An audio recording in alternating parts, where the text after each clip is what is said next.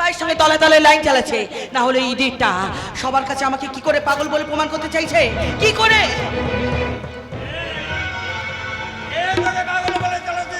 ও দাদা, তুমি কি কিছুই শোনোনি? সেই রাস্কেল ভাস্করটা তার আত্মীয় স্বজন বন্ধু বান্ধব সবার কাছে আমাকে পাগল বলে প্রমাণ করতে চাইছে। কারণ আমি সমস্ত প্রকাশককে বলে দিয়েছি কেউ জানো না ওর বই ছাপে। কিন্তু ধাপে ধাপে সে কোথায় নামছে তুমি একবার চিন্তা করে দেখেছো? হ্যাঁ, কাল পর্যন্ত সে আমার চিন্তার মাপের মধ্যে ছিল, কিন্তু আজ তাকে আমি চিন্তার মাপের বাইরে বাড়িয়ে দেব। স্যার, অসহায় হয়ে পড়েছে সুন্দরী মেয়েটা, কোনো পথই খুঁজে পাচ্ছে না। কি করে পাবে?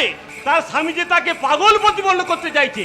তুমি কি লিখছো সাবু? সত্যি কথাই লিখছি স্যার, কারণ যেমন করে হোক আজকের সমাজে ওই লোককে উল্লঙ্ঘ করতেই হবে, প্রচার করে দিতে হবে। রক্ষণশীল লেখক চোর, চোর চুরি ধাপ পাবা। Idea, idea. ভাস্করকে তুমি কত নিচে নামাতে পারবে সাবু? আমাকে লেখা থামাতে না বললে ওই ভাস্কর ব্যানার্জিকে আমি সুনামের 7 তলায় থেকে নামিয়ে দেবো বদনামের ওই নর্দমা। সেই জন্য আমি তোমাকে সবসময় সাহায্য করতে রাজি আছি। তোকে তো সাহায্য করতে হবে সঙ্গীতা, কারণ নারীর সাহায্য ছাড়া কোনো পুরুষই জীবনে জয়লাভ করতে পারেনি। যে শয়তান তোকে পাগল বলে চালাতে চাইছে তাকে আমি ছেড়ে দেবো মনে করেছো? মোটেই না। ওই ছাড়া শয়তানকে পথের ভিখারি করে ছাড়বো। থাকবে না ওর মান সম্মান, থাকবে না ওর প্রতিপত্তি, এমনকি থাকবে না ওর কলম ধরার হাতরা পর্যন্ত।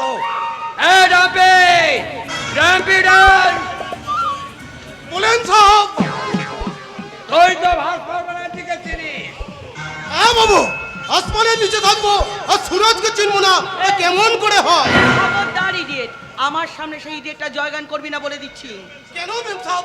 পরাজয়ের অন্ধকার কি আপনাদের সামনে এগিয়ে আসছে? চাকর হয়ে মনিবের মুখের পর কথা বলিস তুই কোন সাহসে? মনিবরা যা বলবে তা মাথা হেড করে শুনবি। আর মাসে মাসে মাইনের টাকাটা গুনবি। লেখক বাবু, মাইনের টাকা গুনতে গুনতে যদি কখনো আপনি আমার কামটা করতেন, একবার সমঝালিতেন এই চাকর ব্যাকরদের কত দুঃখ। ওকে যদি আমি সুখের ঠিকানা দেখিয়ে দিই। সুখের ঠিকানা? তোর জীবনে দুঃখ বলে কিছু থাকবে না। তোকে একটা কাম করতে হবে। বলেন কামটা কি? যে হাতে ভাস্কর ব্যানার্জি বই লিখছে সেই শালা শুয়োরের বাচ্চার হাতটা তোকে কেটে আনতে হবে। পারবি না ডেপি, পারবি না ডেপি, পারবি না। ড্যাম্পিডের একটা কথা শোনেন, বল। হাত কেটে দেওয়ার কি দরকার? সেফ একটা কাম করলেই বিলকুল ঝামেলা সব সাফাই। ভাস্কর বাবুকে যদি যে একদম জানে খতম করে দিই, জানে খতম করে দিই। ডেপি!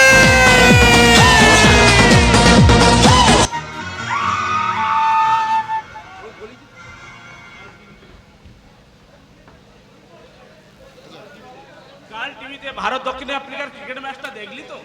ছি ছি ছি ছি, ভারত কি বিশ্রীভাবে হারলো বলতো? তেন্ডুলকারকে অধিনায়ক করাটাই ভুল হয়েছে। সচিনাকে কি করবে বল, সৌরভ তবে একটু চেষ্টা করেছিল, কিন্তু বাকি সব। আসলে আমরা খেলা নিয়ে এত মাতামাতি করলে কি হবে? ওরা খেলা নিয়ে কিচ্ছু ভাবে না, সব জায়গায় রাজনীতি। খেলা নিয়ে আমারও ভাবতে ভালো লাগছে না সুবন্ধু। খেলাধুলা তো এই অবস্থা, চারিদিকে ভারতের পরাজয়। ফুটবল তো ভারত সারা পৃথিবীর কাছে গোহারণ। ক্রিকেট নিয়ে যা একটু গর্ব ছিল তাও ধুলিস্যাৎ। হকিতে পিছিয়ে পড়েছে, এরই একটু আশার আলো দেখেছে লিয়েন্ডার পেস। টেনিসে ব্রোঞ্জ। মানুষ তবু তো দেখতে ছাড়ে না। টিভি নামক বোকা বাক্সর সামনে বসে হাজার হাজার স্কুল পড়ুয়াদের ভিড় করে অবাক চোখে বিশ্ব দেখছে। সেই জন্য তো বাচ্চারা কানামাছি হাডুডু খেলে না, মেয়েরা পুতুল নিয়ে বড় বউ খেলে না, তারা খেলে হিন্দি গানের আন্তাক্ষরী। জাতীয় সঙ্গীত মনে থাকে না, মনে থাকে টিভিতে শোনা বিজ্ঞাপনের গান। ব্যাপারটা তুই তো দারুণ ব্যাখ্যা করেছিস তো। এগুলো আমার কথা নয়, এগুলো আমার দাদা নতুন উপন্যাসের এই কথাগুলি লিখেছে। তাই বল, আমি ভাবলাম এত কথা শিখলি কি করে? তোর মুখে এ ধরনের কথা তো আগে শুনিনি।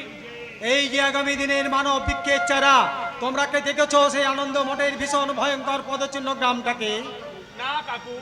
কি করে দেখবে? এখন তো এসব বই আর কোনো বাড়িতে পড়া হয় না। রামায়ণ মহাভারত কবেই যে 2 প্রকার গর্তে চলে গেছে।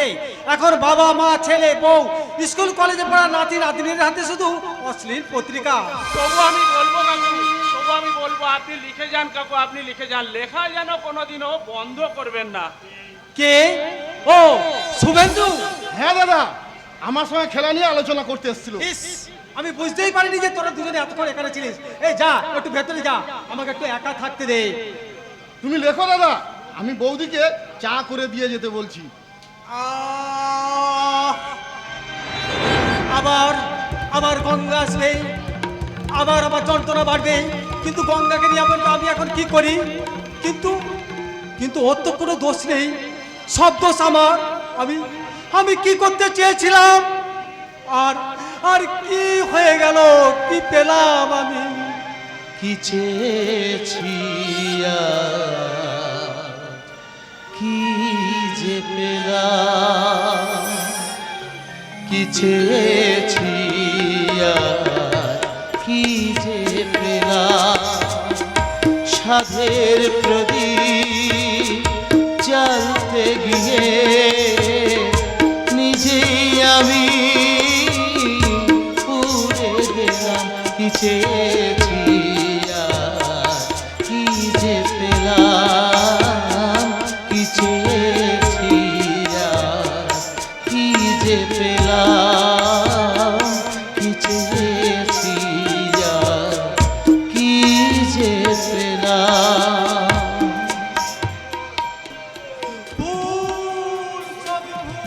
ভুল কিসে না জেনে যাই মাসুল দিয়ে, হিসাবের শূন্য আমার মেলেনি সব বিকিয়ে।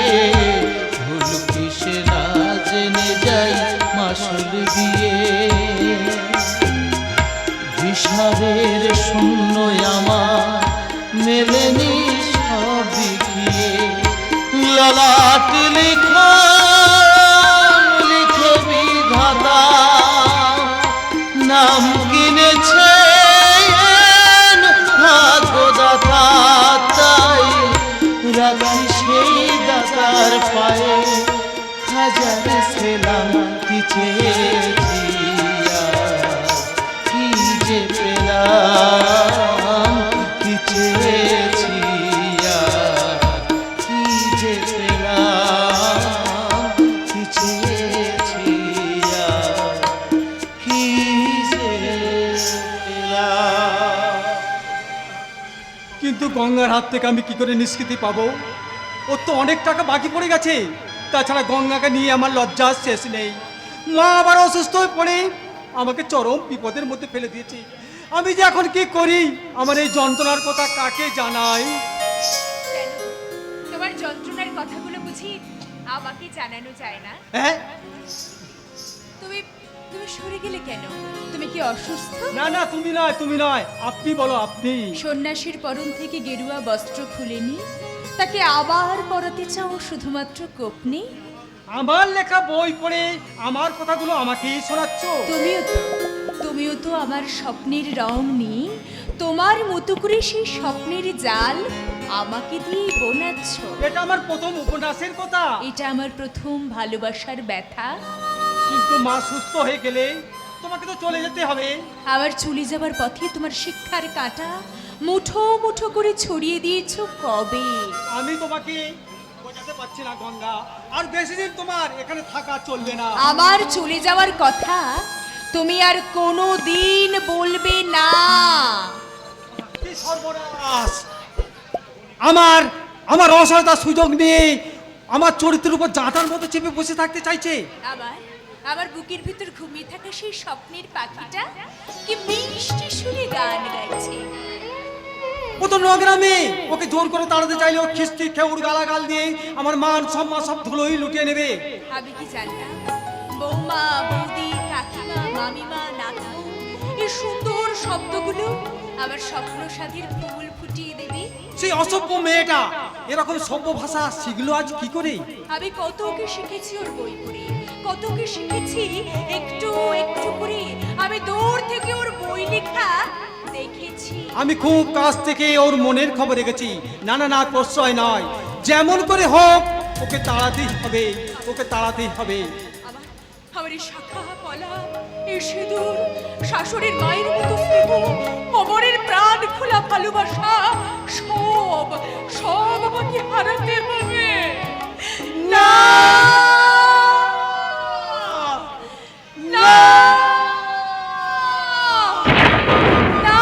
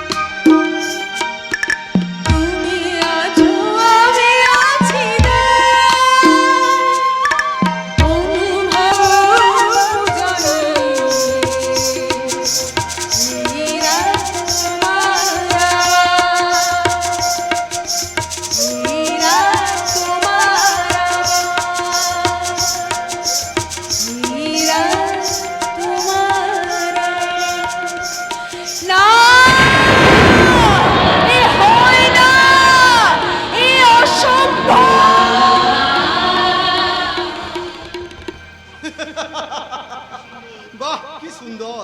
দুজনের মুখেই একই কথা। কি ব্যাপার বলো তো ভাস্কর দা?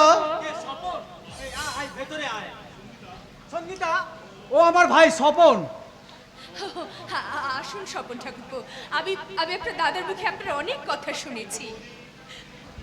কিন্তু বৌদি, তোমার চোখে জল কেন? জল না, মানে কদিন ধরে আমার খুব ঠান্ডা লেগে গেছে তো। ঠান্ডা লেগেছে? হ্যাঁ রে স্বপন, আমি রোজ সারা রাত জেগে বই লিখি, তা তোর বৌদিকে সারা রাত জেগে বসে থাকতে হয়, আর সেই জন্যেই। বুঝেছি দাদা, বুঝেছি। তোমার পাশে তো বৌদিকে থাকতেই হবে। কি নারী, কি পুরুষ, একা কি কোনো মহান কাজ কেউ করতে পেরেছে? তাই তো কবি নজরুল ইসলাম লিখে গেছেন, আমি সাম্যের গান গাই, আমার দু চোখে পুরুষ রমণী কোনো ভেদাভেদ নাই, বিশ্বে যা কিছু মহান সৃষ্টি চিরকল্যাণ কর, অর্ধেক তার করিয়াছেন নারী, অর্ধেক তার নর। এ বিশ্বের যত ফুটিয়াছে ফুল, ফলিয়াছে যত ফল, নারী দিল তাহে রূপরস মধু, গন্ধ নির্মল।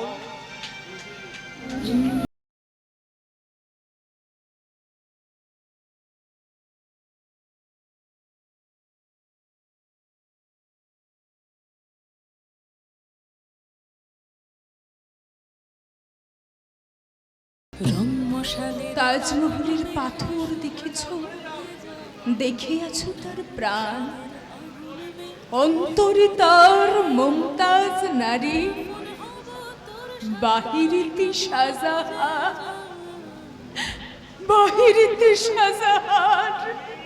তুমি না, তুমি পাগলি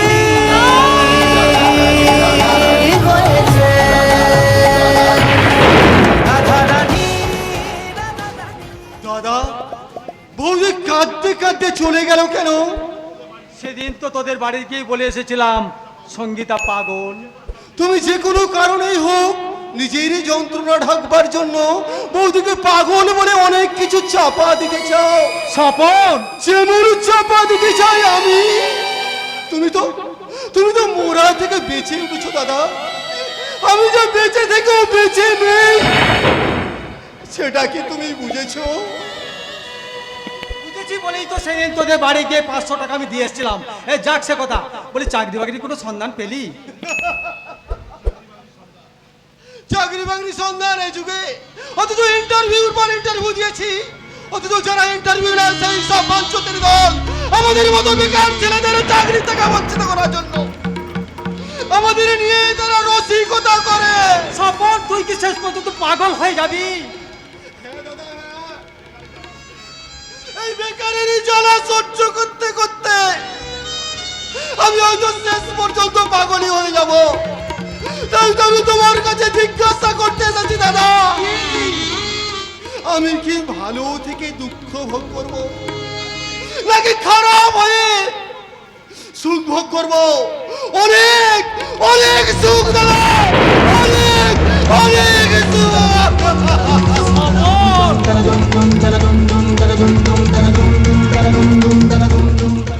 স্বপন কি শেষ পর্যন্ত পাগল হয়ে যাবে? অজিত মুখার্জি ওর গুমটি দোকান ভেঙে দিয়েছে, সে খবর আমি শুনেছি, কিন্তু সেই যে আমার সম্বন্ধী এ খবর ওরা জানতে পারেনি। একেই নিজে যন্ত্রণা মরছি, তারপর বিপদের মহোৎসব, এক রাস যন্ত্রণা, ত্রাই ত্রাই করব, একটা ভয়ঙ্কর রকমের দুশ্চিন্তা আমি আমার মস্তিষ্কে অনুভব করছি। ওই কণিকা মেয়েটা আমার মায়ের ভালোবাসার মণি ঘরেই স্বর্ণমণি হয়ে বসে আছে। এখন আমি নিরুপায়, মুক্তির কোনো উপায় খুঁজে পাচ্ছি না। আচ্ছা, ওই কণিকাটাকে যদি ভোরবেলা গলা ধাক্কা দিয়ে তাড়িয়ে মাকে বলি, মা তোমার সেই বৌমা বড়লোকের মেয়ে আমার সঙ্গে ঝগড়া করে বাপের বাড়ি পালিয়ে গেছে, না না না, তা কি করে হয়? তাহলে তো আসল সঙ্গীতা আর নকল সঙ্গীতা সব এক হয়ে যাবে। তাহলে কি হবে? কি আবার হবে? এইভাবে সংসারে অশান্তি হলে দিদিমা মারা যাবে। রমন, তুমি কি বলো তো মামা? দিদিমাকে এইমাত্র আমি দেখে এলাম, তোমার পালস ভীষণ বেড়ে গেছে। মামিমা কি বললে জানো? কি বললে? বললে এর জন্য দায়ী তোমার মামা। শোনো আমার, আমাকে শোনে কোনো লাভ হবে না মামা, মন দিয়ে বরং মামিমার কথাগুলো শুনবে। মামিমা এ সংসারে বিরল, এ সংসারে বিরল, একথা তুমি নিশ্চয়ই জানবে, নিশ্চয়ই জানবে। কি আশ্চর্য, ওই অসভ্য মেয়েটা আসর একেবারে জাঁকিয়ে বসেছে। কালি কালি আমি ওকে গলা ধাক্কা দিয়ে। যাও লিখতে বসো। তুমি লিখতে বসলে তোমার জন্য ধূপ জেলে দিয়ে আমি চা করে নিয়ে আসবো। আমি চাপা খাবো না। কালকে লেখাটা যেন তুমি কোথায় শেষ করেছিলে? তুমি দয়া করে এখান থেকে যাও। হ্যাঁ, আমার মনে পড়েছে, মানুষের দুটো চোখ, দুটো কান, একটা মাত্র মুখ, তাই প্রত্যেক মানুষের উচিত দুবার শোনা, দুবার দেখা, একটি বার কথা বলা, মানে কারেক্ট কথা বলা। তুমি ইংরাজি বলছো? একটু আগে তুমি নজরুলের কবিতা বললে, তুমি কি লেখাপড়া করেছিলে?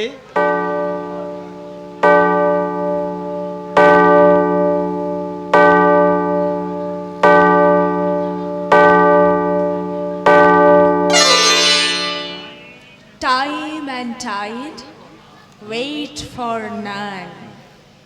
সময় এবং স্রোত কারোর জন্য দাঁড়ায় না। ঠিক আছে,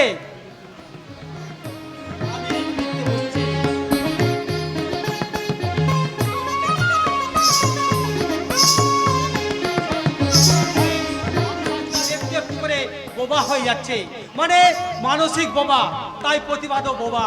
সেই জন্যই তারাশঙ্কর বন্দ্যোপাধ্যায় চণ্ডী মণ্ডপে আজ পঞ্চায়েতের কন্দল, মানিক বন্দ্যোপাধ্যায় পদ্মা নদীর মাঝে মুখে মিথ্যা রাজনৈতিক স্লোগান, রমাপদ রায় চৌধুরী বন পলাশের পদাবলী কীর্তন আসরে আধুনিক শিল্পীরা গাইছে আমি কলকাতার রসগোল্লা। নমস্কার, কোথায় যাচ্ছেন? একটু সাবধান,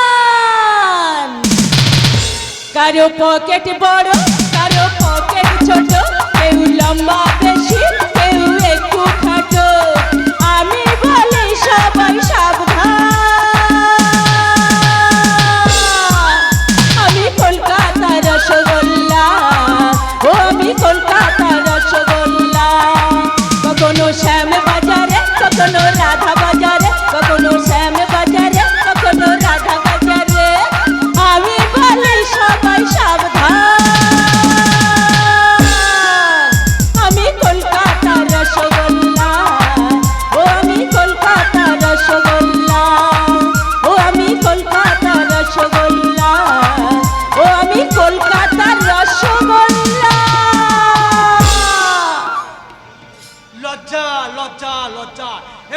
ভালোবাসার স্বাধীনতার লজ্জা।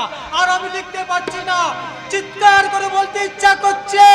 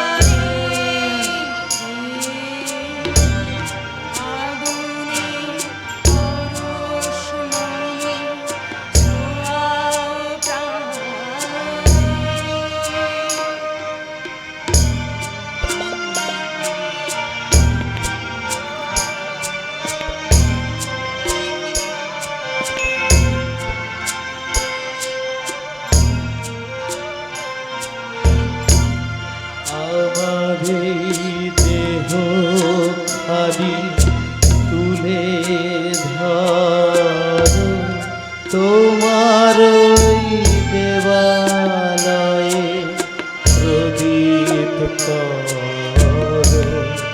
আমারে দেহ খালি তুলে ধর, তোমার ওই দেবালয়ে প্রদীপ কর। নিশিদিন আলোক শিখা জ্বলুক প্রাণে, নিশিদিন আলোক শিখা জ্বলুক প্রাণে। আগুনের পরশ মনি ছোঁয়াও প্রাণে, এ জীবন পূর্ণ করো, এ জীবন পূর্ণ করো, এ জীবন পূর্ণ করো। অমন করে অবলোক দৃষ্টি দেখছে মেয়েটির দিকে, কি দেখছো নিশি? আপনার সাহিত্য পূজার অঙ্গনে এক দেবী মূর্তি। তুমি কি জানো ওর নাম সঙ্গীতা? জামাই বাবু, ওর হাতের ধূপের ধোঁয়ায় শঙ্কে মিশিয়ে দিয়ে আমি ওর নাম রাখলাম গীতা। তুমি তো আসল পরিচয় জানতে এসেছো। জানতে এসেছিলাম জামাই বাবু, এখন মনে হচ্ছে আমি এক পূজারীর কাছে এক বিন্দু স্নেহ কিনতে এসেছি। তুমি জানতে আসনি ওর সঙ্গে আমার সম্পর্ক কি? জানতে পেরেছি জামাই বাবু, আপনি এখনো অসহায়, একাকী। তাহলেই বলো দেখি, ঠিক এই মুহূর্তে আমি কতখানি প্রয়োজনীয়। শুনতে চাও আমার মুখ থেকে সেই ভয়ঙ্কর উত্তর? তাহলে শোনো, তুমি জামাই বাবুর কাছে কতখানি প্রয়োজনীয় সেটা জামাই বাবু জানে, কিন্তু আমি জানি তুমি আমার পূজনীয়। আর এগিয়ে না, কেন? ওর আমার মাঝে এখনো কোনো জনপদের জন্ম হয়নি। মাঝখানে শুধু জল থই থই স্রোতস্বিনী নদী। আমি সেই অপর নদী ফাঁস সাঁতরে পেরিয়ে গিয়ে তোমাকে একটা প্রণাম করবো দিদি। তুমি ভুল করলে নিশিত, মেয়েটির আসল পরিচয় ও বারাঙ্গনা। আপনি ভুল বললেন জামাই বাবু, মেয়েটি বারাঙ্গনা নয়, মেয়েটি বরাঙ্গনা। তাই তো ওই দেবাঙ্গনার মতো আমার দিদির মুখ থেকে একটা বরাবয় বাণী আমি শুনতে চাই।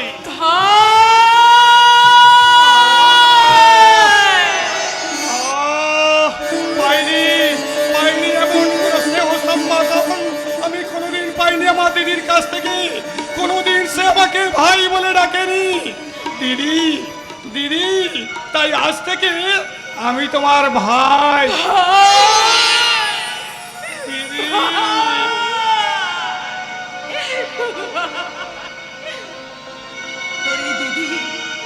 তোর এই দিদি কিন্তু সত্যি গণিকা, সে কিন্তু সত্যি বারাঙ্গনা। কে বলে তোমায় বারাঙ্গনা? কে দেয় থুতুও গায়ে? হয়তো তোমার স্তন্য দিয়াছে সীতা সমসতী মায়ে। নাই হলো সতী, তবু তোমরা মাতা ভগিনীর জাতি। তোমাদের ছেলে আমাদের মতো, তারা আমাদের জ্ঞাতি। শোনো মানুষের বাণী, জন্মের পর মানব জাতি থাকে না কখনো প্রাণী। পাপ করিয়াছে বলিয়া কি নাই পুণ্যের অধিকার, শত পাপ করি হয় বিক্ষুণ্ণ দেবতা। অহল্যা যদি মুক্তি লাভে গো মেরি হতে পারে তুমি, তোমরাও কেন হবে না পুচ্ছ বিমল সত্য সেবী। মায়ের ছবি ওদের বুকে আছে স্বপ্ন লেখা, মায়ের ছবি ওদের বুকে আছে স্বপ্ন লেখা।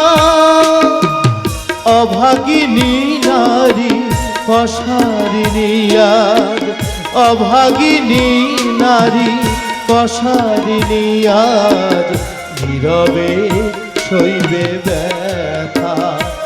ওরা মা ওরা ভগ্নী, ওরা নয় গো পতিতা। ওরা মা ওরা ভগ্নী, ওরা নয় গো পতিতা। নীরবে সইবে ব্যথা। মায়ের ছবি ওদের বুকে আছে স্বপ্ন কথা। या देवी सर्वभूतेषु भक्तिरूपेण संस्थितः नमस्तस्मै नमस्तस्मै नमस्तस्मै नमो नमः। या देवी सर्वभूतेषु भक्तिरूपेण संस्थितः नमस्तस्मै नमस्तस्मै नमस्तस्मै नमो नमः। या देवी सर्वभूतेषु शक्तिरूपेण संस्थितः नमस्तस्मै नमस्तस्मै नमो तस्मै नमो नमः।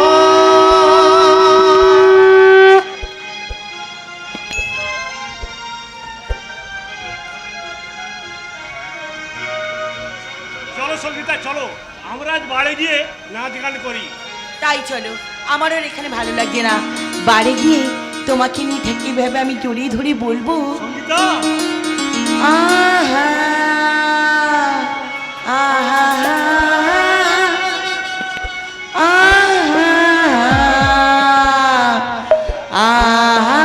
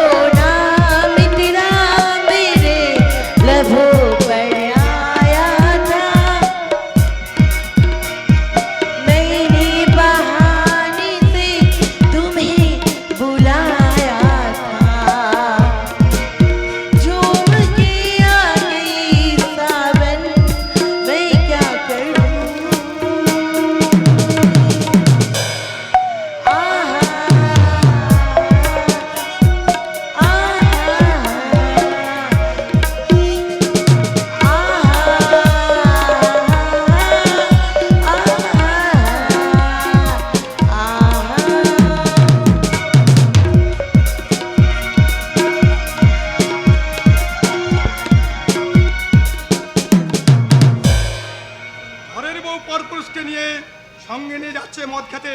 তারা মদ খাবে, তারপর শরীর বার করা একেবারে নাচ দেখাবে, গৃহস্থের নাচ দুয়ারে, আর সন্ধ্যা দেখাবে না কোনো ঘোমটা দেয়া বধূ। তারপর ভাস্করদা লিখেছে, এদেশের পাগলের সংখ্যা দিনের পর দিন বাড়ছে, তাদের ভারসাম্যহীন মস্তিষ্কে বাসা বাঁধছে শুধু কামনার পোকা। তাই কামতপ্ত বোকা মানুষরা কোনো শিব চিন্তা না করে ঢুকে পড়ছে আদিম প্রকৃতির অন্ধকারে। আজ ভাত কথার সংসারে অভাব নেবে, তাই তো এই কাজের মেয়ে মুন্নিকে জবাব দিয়েছি। সেই মুন্নি বেঁধে বেরিয়ে পড়েছে গায়ে ফিরে নেবে। তাই তো আমি মুন্নিকে বলেছিলাম, মুন্নি তুই আমার সঙ্গে ওই পার্কে দেখা করবি, কিন্তু মুন্নি তো এখানে এলো না। কি করে আমি সময়ে আসবো? দাদুটা দিন অন্ধ হয়ে গেছে, দাদাটা তো দোকানটা ভেঙে দেওয়ার পরে কেমন হয়ে গেছে। আমার বৌদি ঠিক মতো বাড়িতে থাকে না, কি করে আমি বাড়িতে সময় ফিরবো? আমি যে আবার নতুন কাজে জয়েন করছি, তাই তো আমি সময়ে পার্কে আসতে পারিনি। চাই চাই ওই দিকটা একটু খুঁজে দেখি। ও ভাইরা, তোমরা বলতে পারো আমার মুন্নি কোন দিকে গেছে? মুন্নি,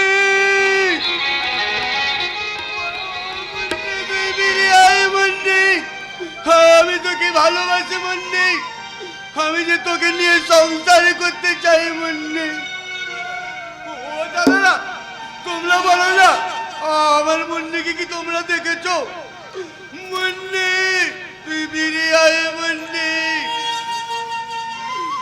মুন্নি তোকে ছাড়া আমি বাঁচবো না মুন্নি, তুই বেরিয়ে আয় মুন্নি। ও সাথী রে, तेरे बिना भी क्या जीना, तेरे बिना भी क्या जीना।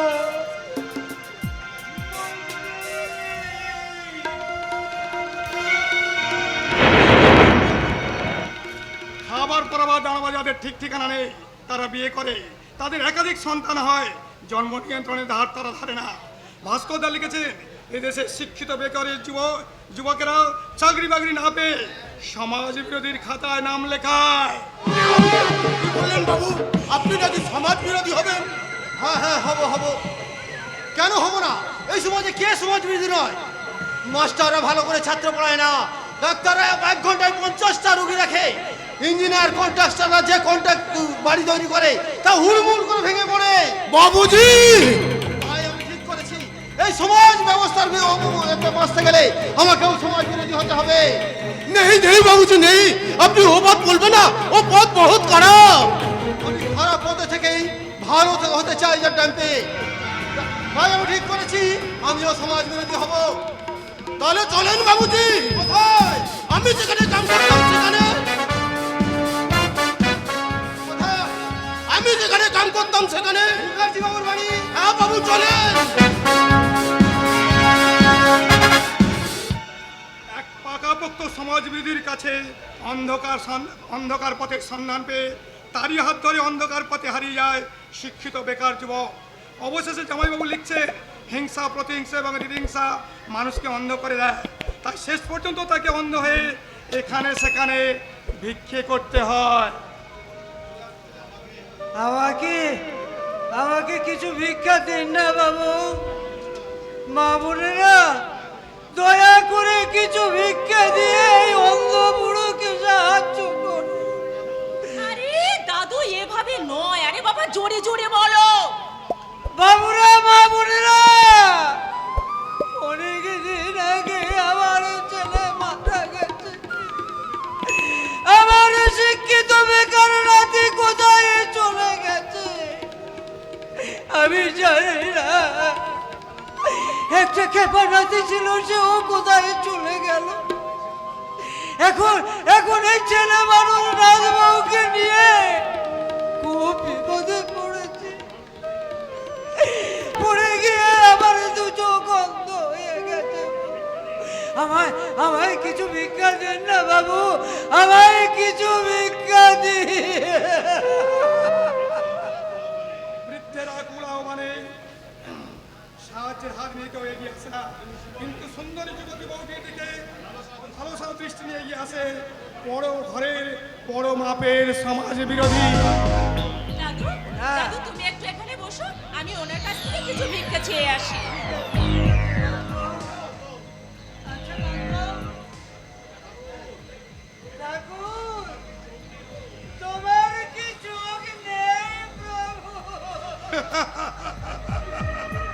অন্ধ বুড়োটা বলছে ভগবান তোমার চোখ নেই। আমার দাদা শ্বশুর অন্ধ হয়ে গেছে, আমার স্বামী দেওর থেকে নেই। আপনি আপনি কি আমাকে দয়া করে একটু সাহায্য করতে পারবেন বাবু? বলুন কি সাহায্য চান? মানে আমাকে আমাকে যে কোনো একটা চাকরি দিতে পারবেন? চাকরি?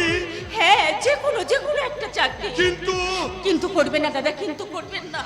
আপনি দয়া করে আমাকে একটা চাকরি করে দিলে আমার স্বামীকে আমি কুপথ থেকে সুপথে ফিরিয়ে আনতে পারবো, আমার অসুস্থ দাদা শ্বশুরের আমি চিকিৎসা করাতে পারবো।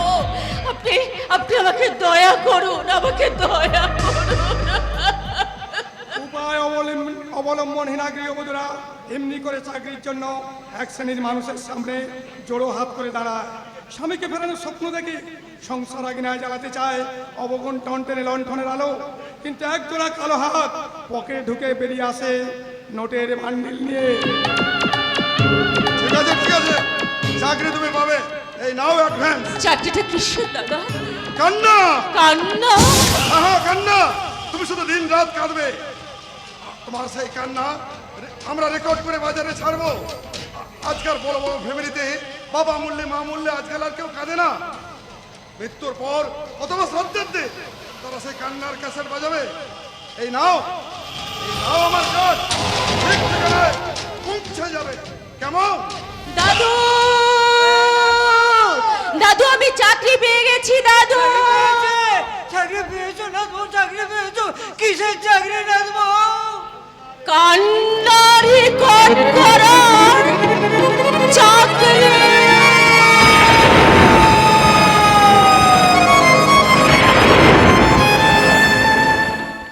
জামাই বাবু লিখছেন এমনি করে চাকরির লোভ দেখে তাদের অ্যাডভান্স দিয়ে যৌবনটাকে টুকরে টুকরে খেয়ে মেয়েগুলোকে চালান করে দেয় ওই বড় মাপের বড় সমাজ বিরোধীরা। এরপরেই ঘটবে এক অবিস্মরণীয় ঘটনা। হ্যাঁ হ্যাঁ, স্বামী আগে না সিঁদুর আগে, এই তর্কের লড়াই। ইস, এক পথে আসবে সিঁদুর পক্ষের এক মহিলা, অন্য পথে আসবে এক মহিলা যে এখনো একটু একটু স্বামীর পক্ষে। না না, আমার পক্ষে সাগরের সব প্রস্তাব মেনে নেওয়া কিছুতেই সম্ভব নয়। তাকে আমি পরিষ্কার জানিয়ে দিয়েছি তাকে আমার ভালো লাগে ঠিকই, আজও তাকে ভালোবাসতে পারিনি। আপনি আপনি কি পারেননি দিদি? ভালোবাসতে। আর আপনি কি পারেননি?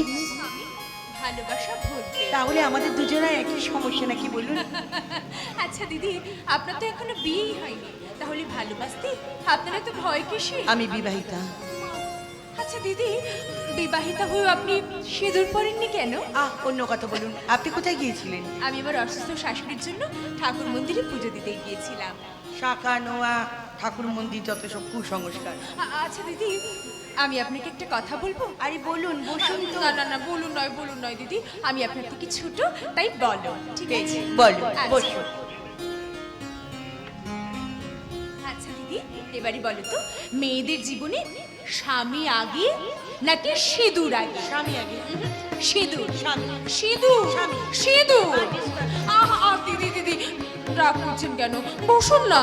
সেটা হবে, তুমি তো আমার আন্টি। বড় দিদি হয়ে ছোট বোনকে তুমি অ্যান্টি বলছো?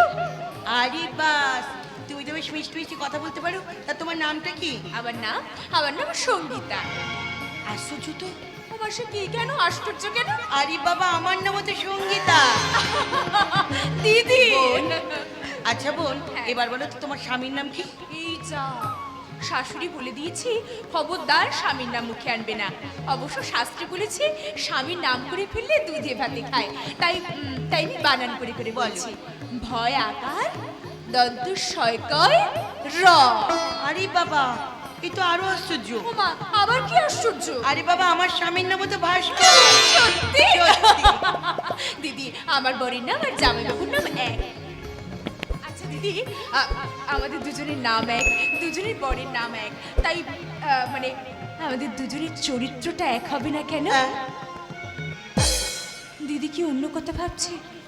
ভাবতেই পারে আমি বুঝি ভুল কিছু বলে ফেলেছি।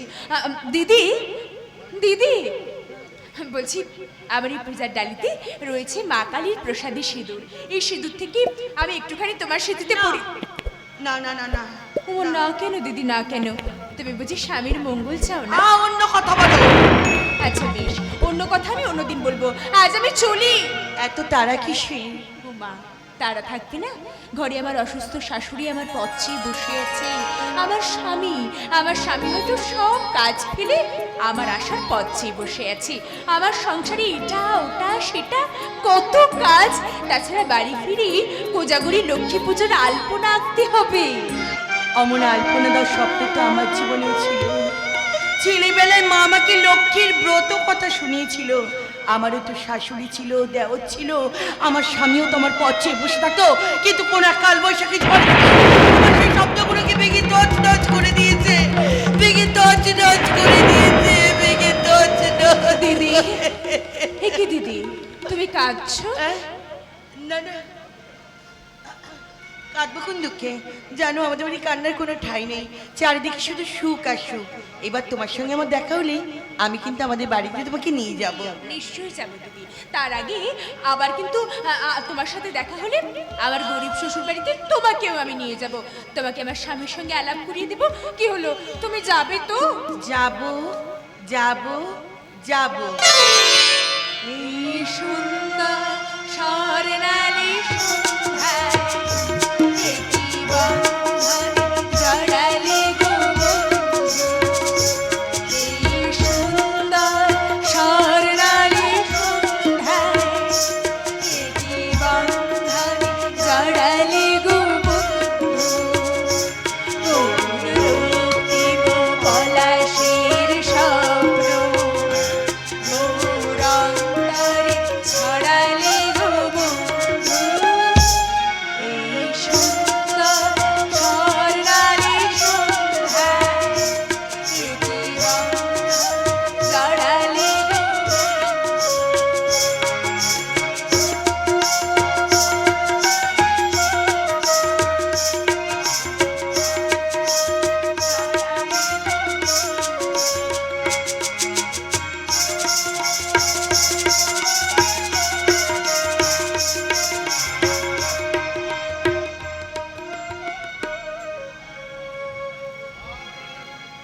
সাবধানে যাবে দিদিমণি, সাবধানে যাবেন।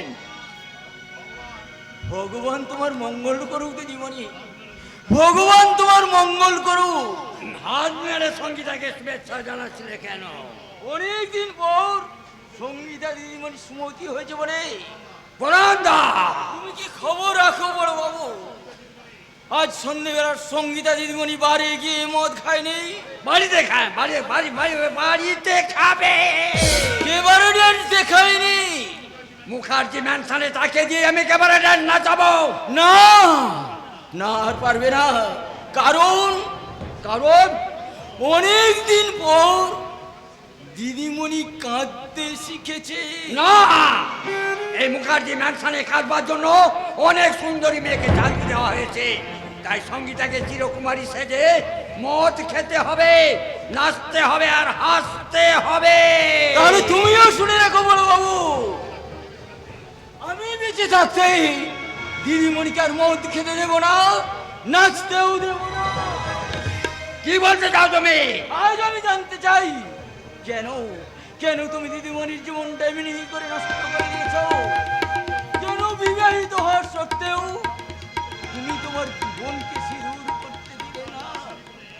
শাঁকা নোয়া শাড়ি পরে কেন হতে দিলে না স্বামীর ভালোবাসার গৃহবধূ?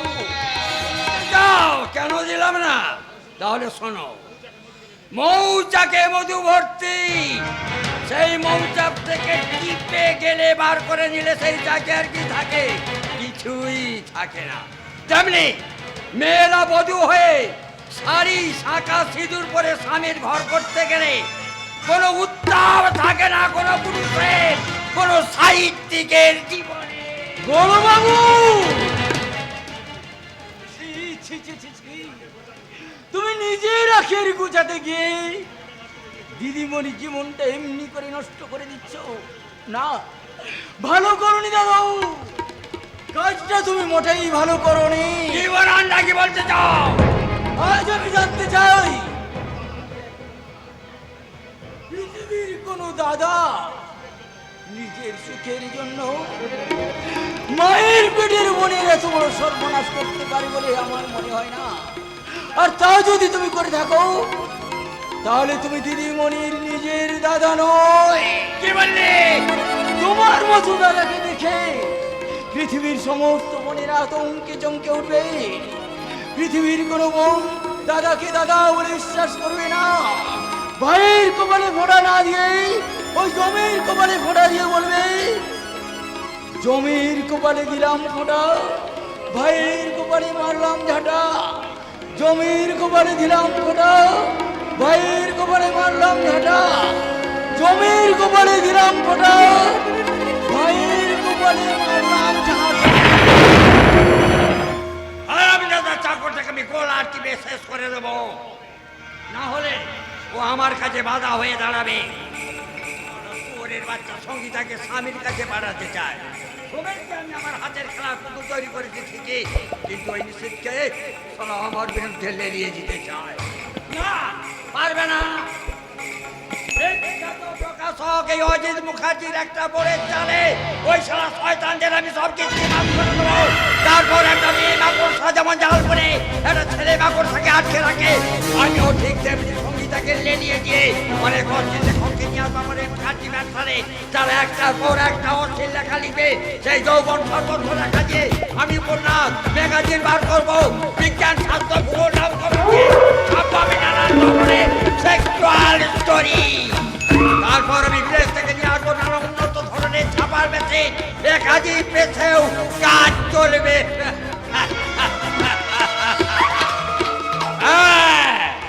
আমার প্রধান বিজনেস ম্যাগনেট আমার বড়ই সঙ্গীতা, কিন্তু আমার জীবনের প্রধান চরম প্রতিদ্বন্দ্বী ওই সারা শোরের বাচ্চা ভাস্করের হাতটা।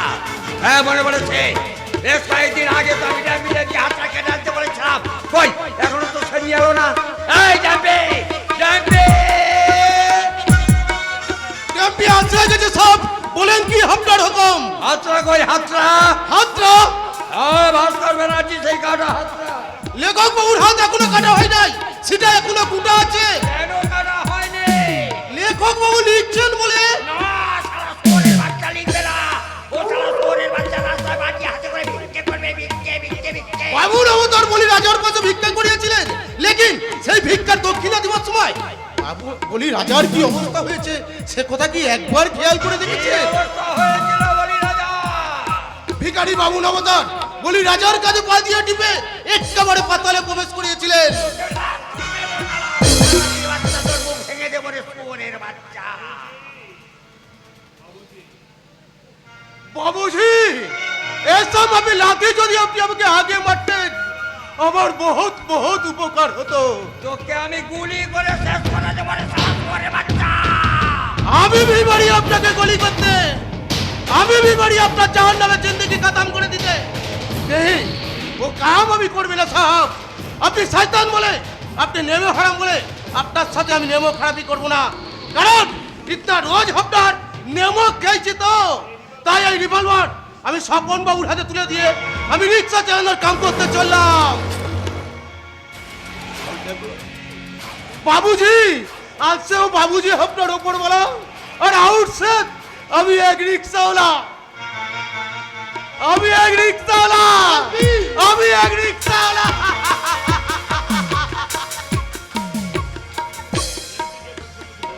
তুমি যে কাজ করতো তুমি সেই কাজ করতে পারবে। করবো এটা হাত কেটে নিতে পারবে, হাত। ও শিওর, কারণ এখন আমার জীবনে অনেক রাত।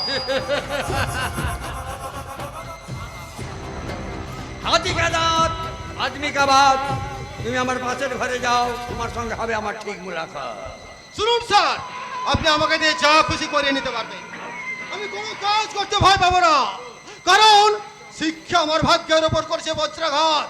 তাই আমার প্রতিজ্ঞা, আজ থেকে আমি শিক্ষার উপর, সত্যের উপর আলোর ওপর করবো শুধু আঘাত আঘাত আর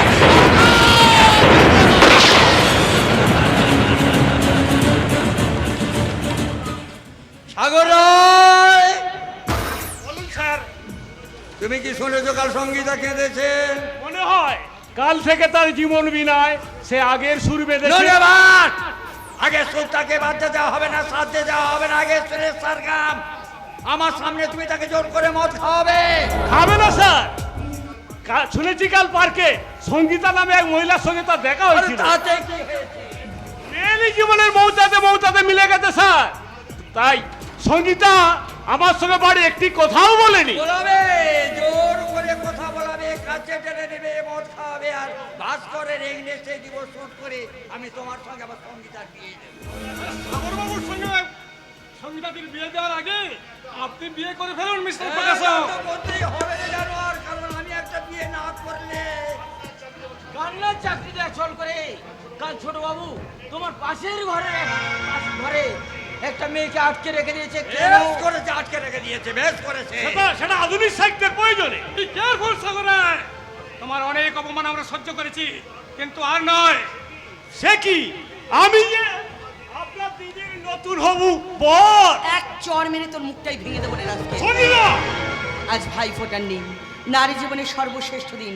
তাই আজকের এই পবিত্র দিনে আমি আমার 3 ভাইকে ফোঁটা দেবো।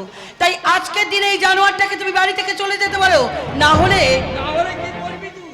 তুমি যেমন সেদিন সাগরাইকে জুতো মেরে তাড়িয়ে দিয়েছিলে, আমিও ঠিক তেমনি এই বাড়ি থেকে এখনই সাগরাইকে গলা ধাক্কা দিয়ে বার করে দেবো। পারবে না বলতে পারবে না, কারণ এই দানব সম্রাট ওই শ্বশুরের পাশে এসে দাঁড়িয়েছে। দানব সেনাপতি রক্তাসুর। তুই শুধু রক্তাসুর নয় রে জানোয়ার, তুই নেপোলিয়ান বোনাপার্টের একটা পাপের সঙ্গী, একটা ব্রুটাস। সাগর, বলুন স্যার।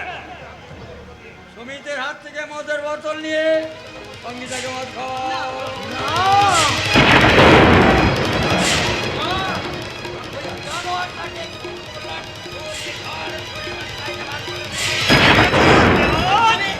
ওই চাকরটাকে টিপে ধরবো।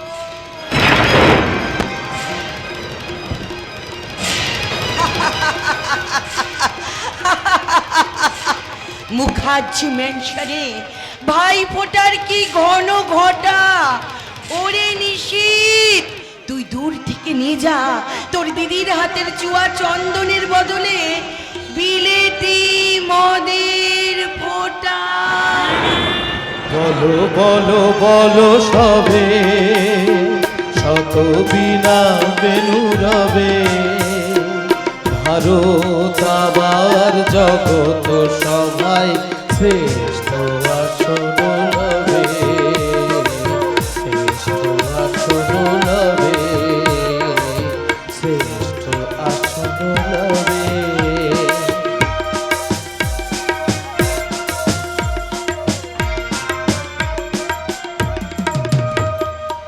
আজ ভাই ফোঁটা, যে দিনটির জন্য বোনেরা ভাইদের পথে বসে থাকে, কিন্তু আমার তো কোনো বোন নেই। তাই ভাই ফোঁটা নেবার কি আনন্দ, কি অনুভূতি তা আমি কোনোদিনও বুঝতে পারি না।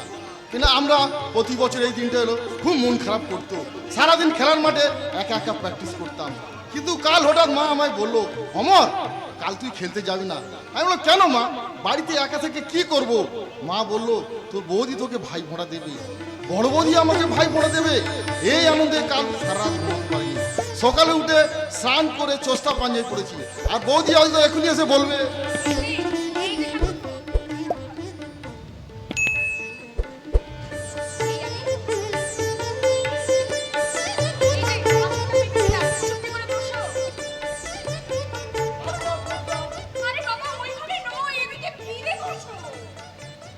আসলে জীবনে প্রথম তো না, এবার কি করবে করো।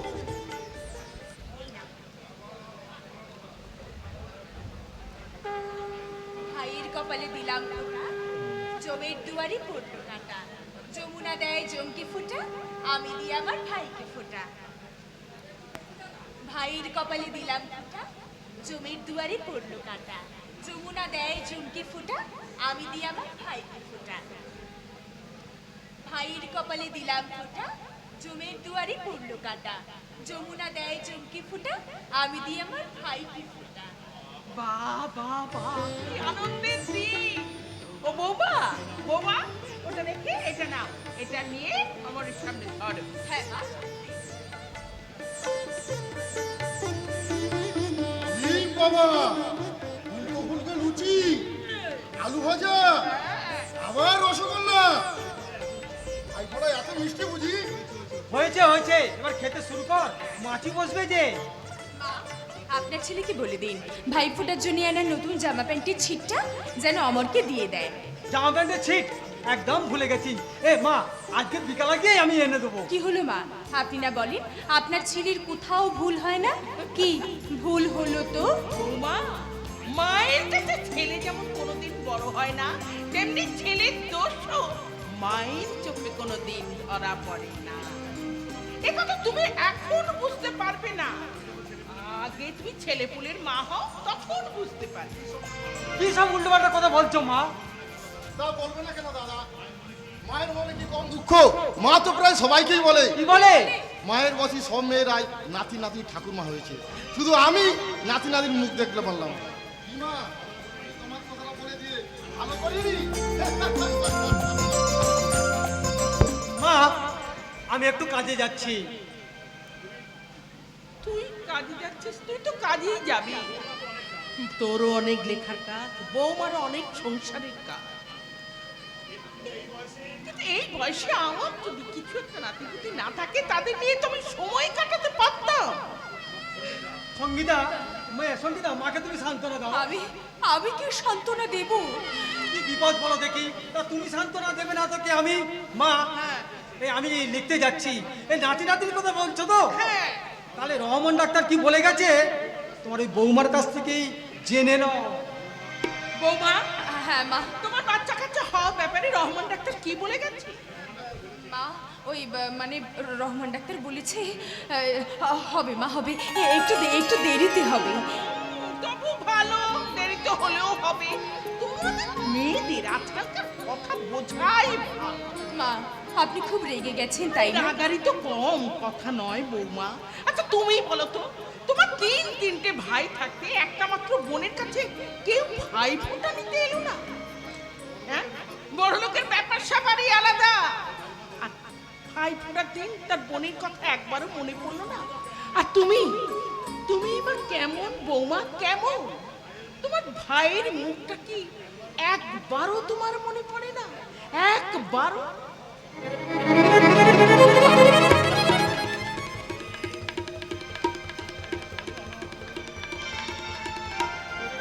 মনে পড়ে মা, আমার দিন রাত সেই ছোট্ট ভাইটার কথা আমার খুব মনে পড়ে। আমার সেই ভাইটাকে স্কুলে দিয়ে দিতেই তো আমি আমার সর্বস্ব হারালাম। দিনে দুপুরে একদল দুর্বৃত্ত আমাকে জোর করে তুলে নিয়ে গেল। তারপর আমাকে জোর করে একের পর এক ধর্ষণ করলো। তারপর আমাকে তুলে নিয়ে গিয়ে বিক্রি করে দিল বরিকালে এক মাসির কাছে। আমাকে যে ভালোবাসতো, তার সঙ্গে আমার আর দেখা হলো না। এই হতভাগিনী গঙ্গা একই বছরে তার ভাই হারালো, তার সংসার হারালো তার প্রথম যৌবনের ভালোবাসা। তাই তো এই ভাইফোঁটার দিনটা এলি না, এই ভাইফোঁটার দিনটা এলি না, আমি ইচ্ছে করে ছুটে গিয়ে আমার সেই ছোট্ট ভাইটার কপালে একটা ফোঁটা। না, সে আর কোনো দিন হবে না। তাই তো অন্য বছরের মতো এই বছরও আমি চন্দন নিয়ে আমার ভাইয়ের উদ্দেশ্যে আমি কপাটে ফোঁটা দিয়ে বলে ভাইয়ের কপালে দিলাম ফোঁটা। জমির দুয়ারে পড়লো কাঁটা, যমুনা দেয় চমকে ফোঁটা, আমি দিই আমার ভাইকে ফোঁটা। ভাইয়ের কপালে দিলাম ফোঁটা, জমির দুয়ারে পড়লো কাঁটা, যমুনা দেয় চমকে ফোঁটা, আমি দিই আমার ভাইকে ফোঁটা। ভাইয়ের কপালে দিলাম ফোঁটা।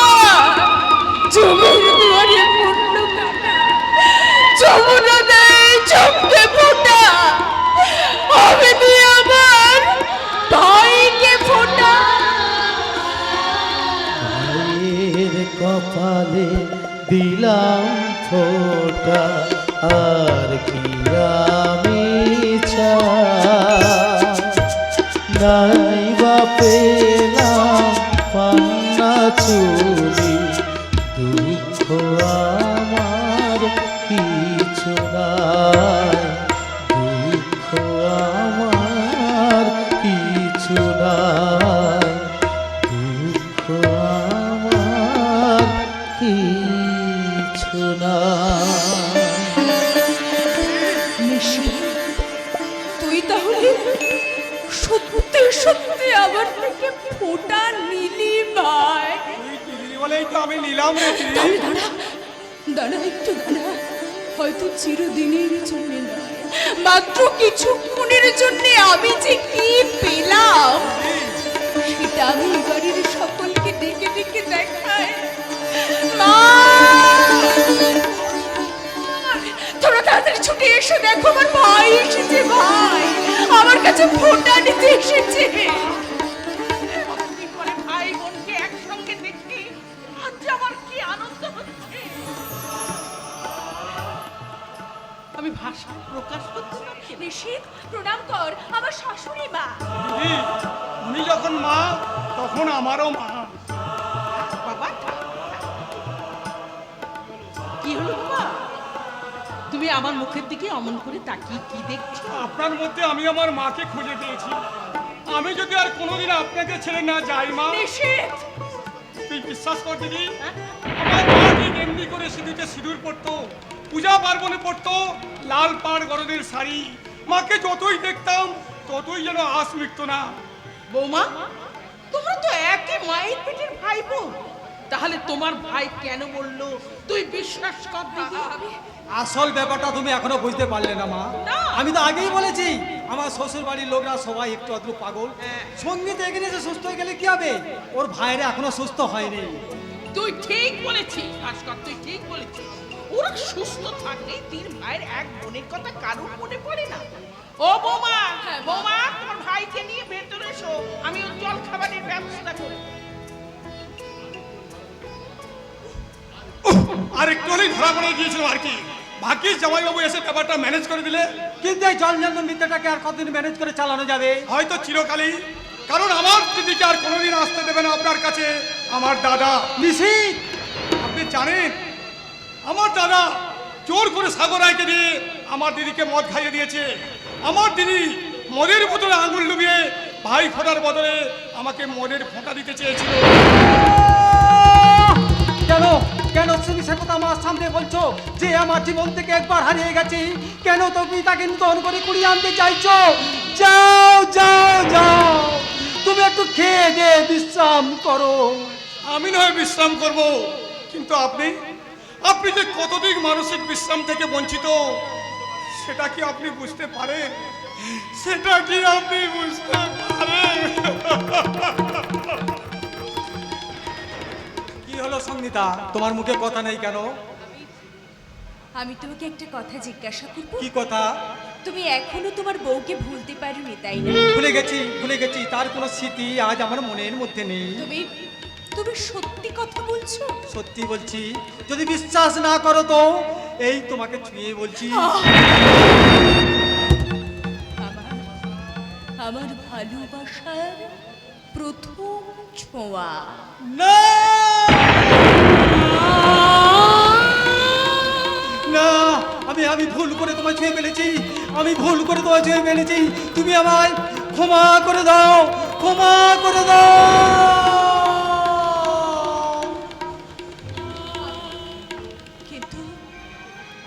কিন্তু আমাকে কে ক্ষমা করবে? আমাকে আমাকে কে ক্ষমা করবে? আমি যে একটু একটু করে তোমার কাছে থাকতে থাকতে আমি নিজেকে মনের গানে সুখে সাজিয়ে রাখা একটু সুন্দর অলংকার হয়ে দেখতে পাচ্ছি। আমাকে ক্ষমা করবে কে?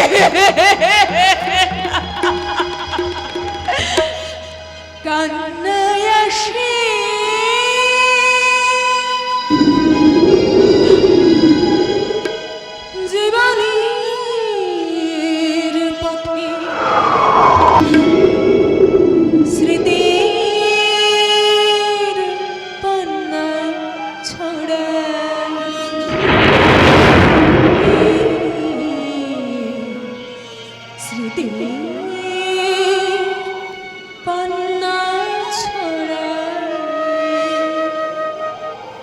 কান্নায় আসে জীবনের পথে স্মৃতির বন্যা ছড়ায়, স্মৃতির বন্যা ছড়ায়। দু চোখের জলে আঁচল ভেজায়, দু চোখের জলে আঁচল ভেজায়, সেই স্মৃতি মিলিয়ে স্মৃতির বন্যা ছড়িয়ে, স্মৃতির বন্যা ছড়িয়ে কান্নায় আসে।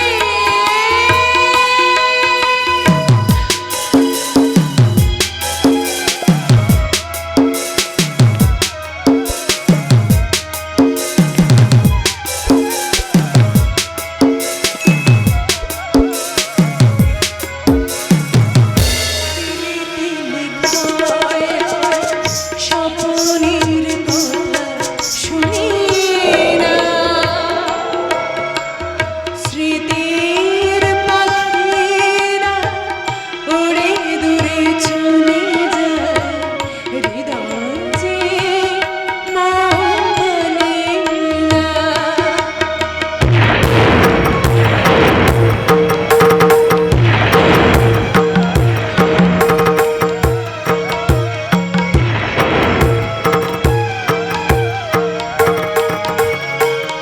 তিলে তিলে ক্ষয় হয় স্বপ্নের কথা শুনি না, স্মৃতির পাখিরা উড়ে দূরে চলে যায়, হৃদয় যে মানে না। মনের গহনে ভাগ্য আমার, মনের গহনে ভাগ্য আমার, ভালোবাসা নীল পুরী।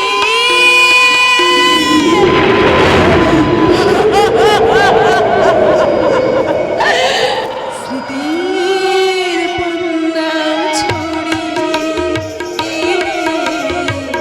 স্মৃতির বন্যা ছড়িয়ে, স্মৃতির বন্যা ছড়িয়ে কান্নায় আসে।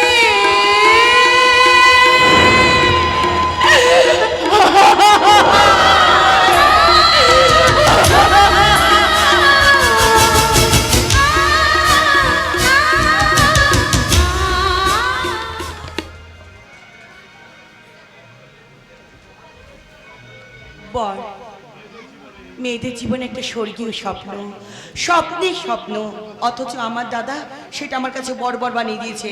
কিন্তু না, দাদার কোনো কথা আমি শুনবো না। আমার সামনে একাডেমি পুরস্কার পেয়েছে, আমি আমার স্বামীর কাছে ফিরে যাব। পালিয়ে যাও দিদি ভাই, তুমি এখান থেকে পালিয়ে যাও।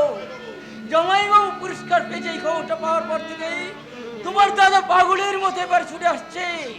আসুক সে ছুটে, আজ আমি তার মুখোমুখি গিয়ে দাঁড়াবো। পারবে না, পারবে না দিদি ভাই, পারবে না। তুমি তো তোমার ভুল বুঝতে পেরেছো, তাই ঝড়ের সামনে দাঁড়াতে তুমি পারবে না। কেন পারবো না পরান্দা? দিদি ভাই, পাহাড় কি ঝড়ের সামনে দাঁড়াতে পারে না? তাই একাডেমি পুরস্কার প্রাপ্ত আমি আমার স্বামীর কাছে ফিরে যাব। তার আগে ওই রাস্তার ভাস্কর ব্যানার্জিকে আমি গুলি করে মারবো। কেন তুমি তাকে গুলি করে মারবে? আজ তুমি তার কাছে হেরে গেছে বলে? না, আমি হেরে যাইনি। কথাটা শুধু দিদিভাই বলেনি, সারা দেশের লোক ওই খবরের কাগজ পড়ে ধন্যি ধন্যি করছে, আর এই বিভাগকে বলছে তুমি হেরে গেছো। না, তুমি হেরে গেছো। না, তুমি হেরে গেছো। আমি হেরে যাইনি। আমার এক বেঈমান প্রকাশক বন্ধু লুকিয়ে লুকিয়ে তার বই ছেপে তাকে পুরস্কার পাইয়ে দিয়েছে। আমি ওই সাগরে তিনখানা বই ছেপে তাকে আমি জ্ঞানপীঠ পুরস্কার পাইয়ে দেবো। জ্ঞানপীঠ? জ্ঞানপীঠ পুরস্কার নয় দিদি, জ্ঞানপীঠ পুরস্কার নয়, আমার টাকার কমি দাদা, টাকার জোরে জোর করে সাগর রায়কে পাইয়ে দেবে অজ্ঞানপীঠ পুরস্কার। চুপ কর, চুপ কর, চরিত্রহীন, চুপ কর। চরিত্রহীন আমি নই, চরিত্রহীন তুমি। তুমি একটা যুবতী মেয়েকে চাকরি দিয়ে তুমি তোমার অফিস ঘরে আটকে রেখে দিয়েছো। বেশ করেছিলে জানোয়ার, আটকে রেখেছি, বেশ করেছি। বি কেয়ারফুল শয়তান অজিত মুখার্জি, আবার মাঝে কথা বললে আমি তোমাকে সহজে ছেড়ে দেবো না। কি করবে নিশি, কি করবে? পুলিশকে খবর দেবে? পুলিশ তো মিস্টার মুখার্জির কেনা, আর এ রাজ্যের বড় বড় আমলারা মিস্টার মুখার্জি চেনা, তাই তুমি কিছুই করতে পারবে না। সেই সর্ষেই তো আমি দিনকে রাত, রাতকে দিন করবো সাগর। ভাস্কর যে পুরস্কার পেয়েছে তার চেয়ে শ্রেষ্ঠ পুরস্কার আমি তোমার হাতেই তুলে দেব। আগে মুখার্জি বাবুর হাতে আপনার পাণ্ডুলিপিগুলো তুলে দিন।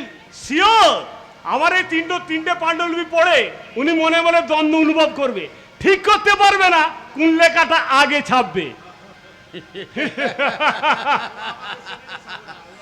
ওরা আমাকে চেনে না সাগর রায়, ওরা দেখেনি আমার আসল রূপ। তবু আমি কেন চুপ করে আছি জানো? তোমার ওই লেখা তিনখানা বই আমি প্রেসে পাঠাবো বলে। দাও দাও দাও, তোমার তিনখানা বইয়ের মধ্যে একটা দাও তো দেখবি কোনটা। এই নিন, এটার নাম নারীর দেহ। বাহ, অদ্ভুত নাম, অদ্ভুত নাম। তারপরেরটা? এটার নাম অফুরন্ত যৌবন। Unique, unique. তারপরেরটা? এটার নাম গোপন মিলন। জবাব নেই সাগর রায়, তোমার জবাব তো নেই, মিস্টার জবাব। মুখার্জি। আগে ভালো করে পড়ো।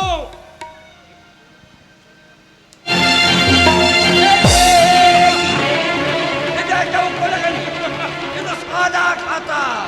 খালি জায়গায় তো দেখতে পাচ্ছেন না, চশমাটা এনে দেবো? সাগর রায়।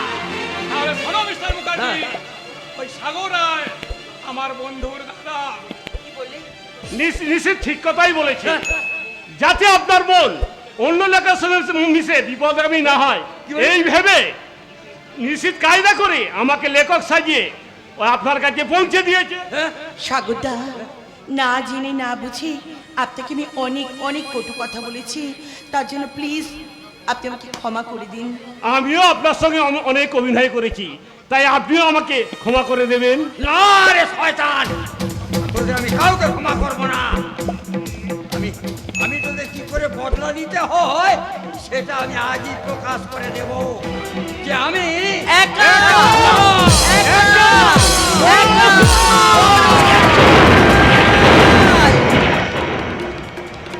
আমি একা নই, আমি অসহায় নই। আমার অনেক বন্ধু আছে, অনেক ব্যবসায়ী বন্ধু আছে, আর আছে আমার ছোট ভাই সুমিত, যাকে আমি আমার হাতের খেলার পুতুল তৈরি করেছি। ওই কে আছিস? একটা মদ নিয়ে আয়, মদ। তোমার হাতের খেলার পুতুল আপাতত আমি ছাড়া আর কেউ নেই, তাই মদের বোতলটা আমি নিজেই নিয়ে এলাম। হ্যাঁ শোন, তোকে সাগর আর সঙ্গীতার উপর একটু নজর রাখতে হবে। আমি পারবো না। কি তোর এত সাহস? কি বললি রে তুই? হবেই তো, আজ থেকে যে তোমার এই হাতের পুতুলটা মানুষ হয়ে গেল দাদা। কি কি বলতে যাস তুই? এখনো অনেক সময় আছে দাদা, তুমি তোমার পাপের পথ থেকে ফিরে এসো, দিদিকে জামাই বাবুর কাছে পাঠিয়ে দাও। না, বেশ, তাকে ফিরিয়ে নিয়ে এসে তুমি তোমার নিজের ভুল স্বীকার করো। না না, আমার জীবনে কোনো ভুল নেই। তোমার পায়ের তলায় যে মাটি নেই, টাকা আছে, সোনা আছে, তোমার জীবনটা যে একেবারে ফাঁকা হয়ে গেছে। কি বললি রে চাকরা? জানো, আর আমি নই, তুমি। শুধু তাই নয়, তুমি একটা বাস্ত ঘুঘু। তবে শয়তান! বলছি তো, জানো, আর আমি নই, তুমি তুমি। তাই তোমার সর্বাঙ্গে ছিটিয়ে দিয়ে গেলাম আমার সারা জীবনের ঘৃণার থুতু। থু থু থু। আরে যা যা যা যা যা যা। শালা তোর মতো কত কুকুর আমার পায়ের কাছে এসে লেজ নাড়বে।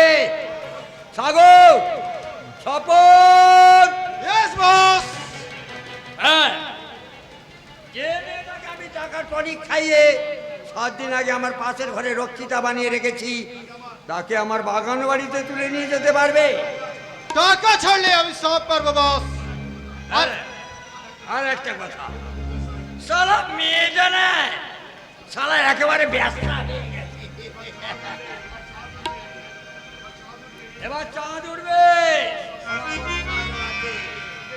তুমি তাকে একটু চোখে চোখে রাখবে, বললে যে কেমন করে নাচতে পারে আর গাইতে পারে। ওই আমি মন নিয়ে কি মরবো নাকি শেষে, ওই আমি মন নিয়ে কি মরবো নাকি শেষে, ফিরে ফিরে আগুন তোরা নিভিয়ে দে না এসে, ফিরে ফিরে আগুন তোরা নিভিয়ে দে না এসে, মন নিয়ে কি মরবো নাকি শেষে, ওই আমি মন নিয়ে কি মরবো নাকি শেষে, ওই আমি মন নিয়ে কি মরবো নাকি শেষে।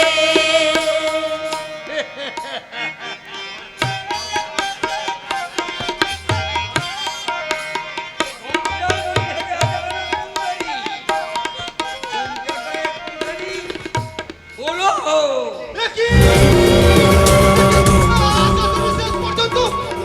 আমি আর এই জীবন রাখতে চাই না, তাই তোমার সামনে আমি আমার এই জীবন শেষ করে দিলাম।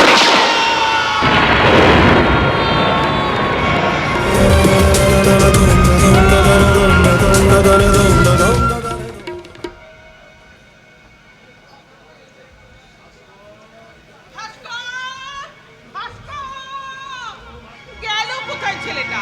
অমরের জন্মদিনে যে সমস্ত নিমন্ত্রিত অতিথিরা এসেছিল তারা খেয়ে দিয়ে তো কখন চলে গেছে, কিন্তু আমার ভাস্কর গেল কোথায়? মা, আপনার ছেলে তো বাড়িতে নেই। বাড়িতে নেই কেন? কোথায় গেছে? ওই যে একাডেমি পুরস্কার পাওয়া যে উপন্যাসটা যে প্রকাশক ছেপেছেন, সেই প্রকাশক ভদ্রলোককে বাড়িতে পৌঁছে দিতে গেছে। আহা, ভাস্করের আমার কাজই শেষ নেই।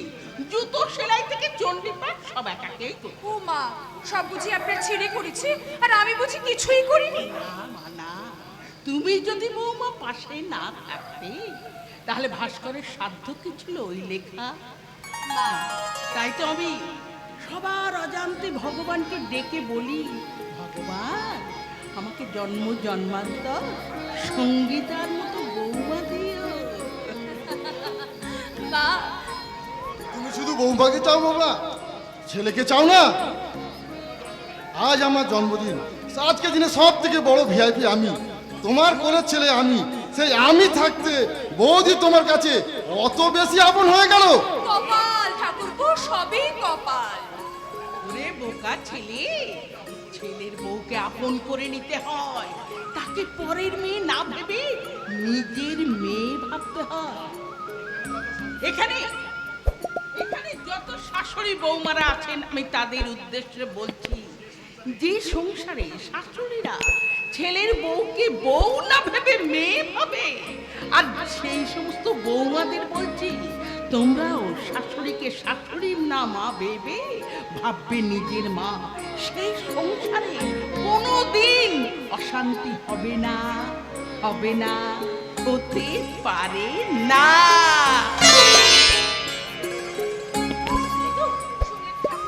মা কেমন এত লোকের সামনে আমাকে কত ভালোবাসার কথা বলে গেল। তা তো বলবেই, তুমি আসার পর থেকে মায়ের ভালোবাসা ভাগ হয়ে গেছে।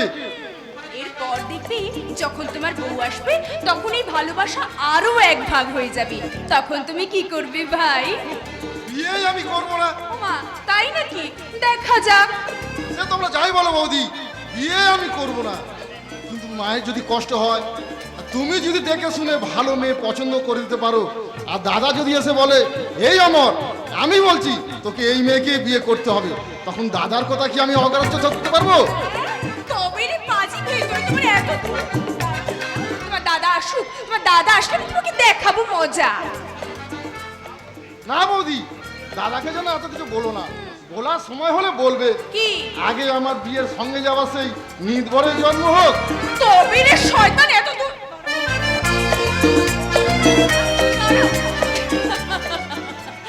সত্যি এটা এক একটা পাগল, আমাকে একদম পাগল করে দেবে। যেমন দাদা তেমনি ভাই। তখন ফিরবে কে জানে, যখন ফিরে ভীষণ ঘুম পাচ্ছি, আমি বারান্দায় শুয়ে একটুখানি ঘুমিয়ে নিই। ঘুমিয়ে গেছে, ভাস্করের বাড়ির সবাই ঘুমিয়ে গেছে। আমি শুধু লেবু গাছে ঝোপের ভিতরে ঘাপটি মেরে শিয়ালের মতো বসে আছি। আমি এসেছি ওই ভাস্করের জীবন থেকে ওই হারামজাদি মেয়েটাকে চিরদিনের মতো সরিয়ে দিতে। মেয়েটাকে শেষ করে দেওয়ার আগে সত্যি ওর যৌবনটাকে চেখে দেখার আমার ইচ্ছা হচ্ছে মাইরি। তাই আমি আমার বাগান বাড়িতে নিয়ে গিয়ে একেবারে ভাস্করের লেখার কলম ধরার হাতটা চিরদিনের মতো বন্ধ করে দেবে। কে যেন একটা কথা বলছি। আমি জানতে পারবে কে আমি, কেন আমি, কিসের জন্য আমি এসেছি। আপনি কি বলছেন? আমি তো আপনার কথা কিছুই বুঝতে পারছি না। যান বলছি, যান এখান থেকে, চলে যান বলছি। সুন্দরী, তবে আমি একা যাবো না, তোমাকে সঙ্গে করি না। তা তুই কখনো পারবি না জানোয়ার। আমি এবারে সবাইকে ডেকে জানিয়ে দেব। মা, ও মা, তোমরা কে কোথায় আছো? তাড়াতাড়ি ছুটে এসো। দেখুন না, দেখুন না মা, দেখুন না, ওই জানোয়ারটা আমাকে এখান থেকে তুলে নিয়ে যাবে বলে ভয় দেখাচ্ছে। কে রে তুই? তোর এত বড় সাহস, তুই আমার ঘরের লক্ষ্মীকে তুলে নিয়ে যেতে চাস? কে তুই? ঘরের লক্ষ্মী? না রে বুড়ি, তোরা কেউ জানিস না। কারণ ও ভাস্কর তোদের কাছে ওর আসল পরিচয় দেয়নি। ওর আসল পরিচয় হলো ও একটা বাজারের কণিকা, গঙ্গা। তোদের ঠকিয়েছে আর তোদের সঙ্গে অভিনয় করে। তুমি আমাকে ঠকিয়েছ। ভাস্কর আমাকে মিথ্যে কথা বলেছে। তোমার আসল নাম গঙ্গা। তুমি মাকে মেরে দিও না, ছবে না, ছবে না, তুমি আমাকে ছবে না।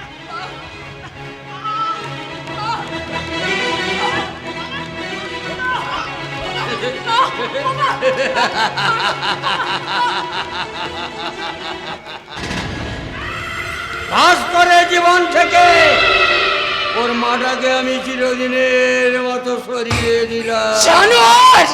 এইবার চোখের সামনে একটা জলজ্যান্ত মানুষকে মেরে ফেলে হাসতে তোর লজ্জা করছে না? তুই মানুষ নয়, রাস্তার খেপা কুকুর।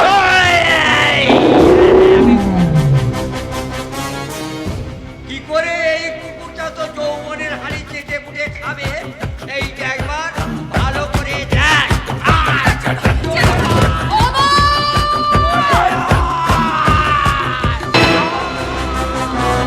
কি হয়েছে বৌদি, কি হয়েছে? এই জানোয়ার, বৌদির হাতটা ছাড়। এই শালা শুয়োরের বাচ্চা, এখানে সরে যা বলছি।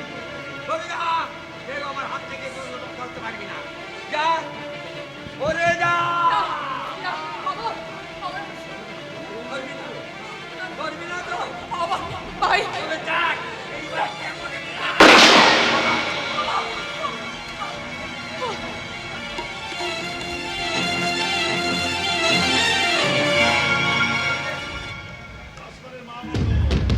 ভাস্করের মারা মরল, নারীটা অজ্ঞান হয়ে প্রাণ হারালো।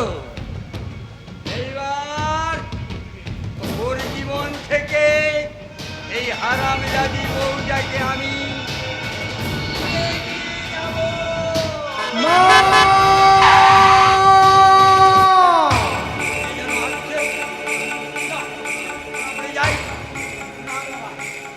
মানে এখান থেকে পালা।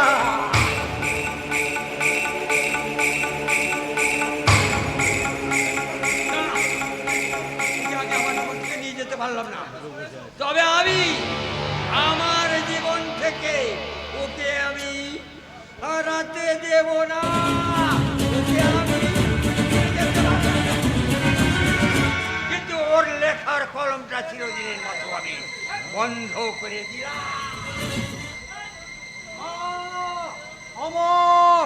তোমরা দেখবে এসো কাকে নিয়ে এসেছি।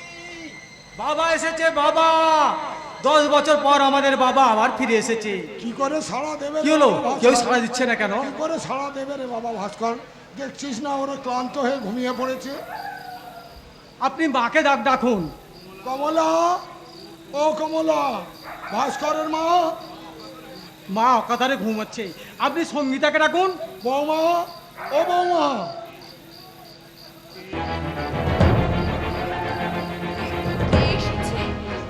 বাবা গো সঙ্গীতা, বাবা। 12 বছর পর আমাদের বাবা আবার ফিরে এসেছে। বাবা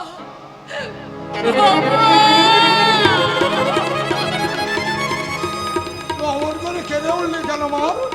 আমি যে তোমাদের আশীর্বাদ করতে এসেছি। আপনারা কি কেউ বুঝতে পারছেন না?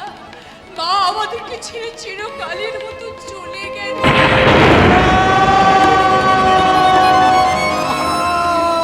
একটা জানোয়ারের গুলিতে প্রাণ হারিয়েছে আমাদের স্নেহের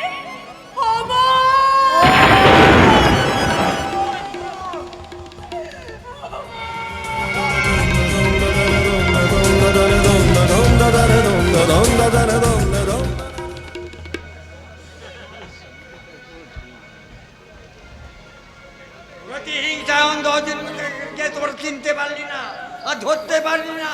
অনেকটা বদ্ধ তোরা ছুটে ছুটে এলি, তাই না? কি করে ধরবি?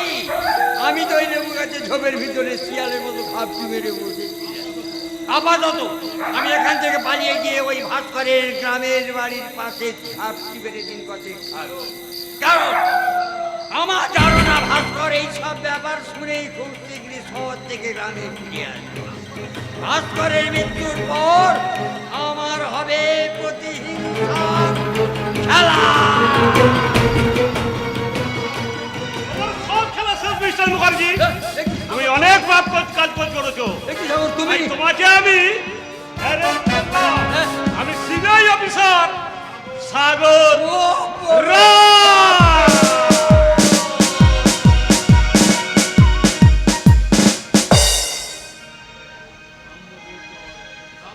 ব্রহ্ম মুহূর্তে হয় ব্রহ্মের জন্ম।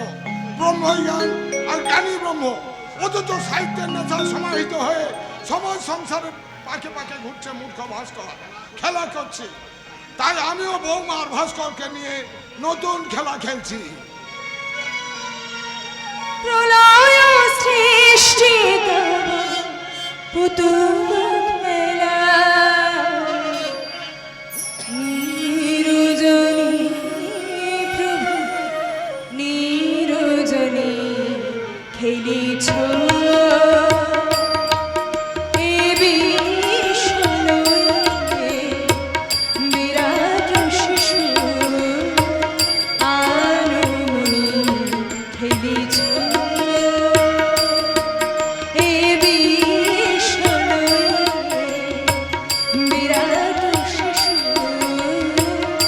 আনমনি খেলিছ।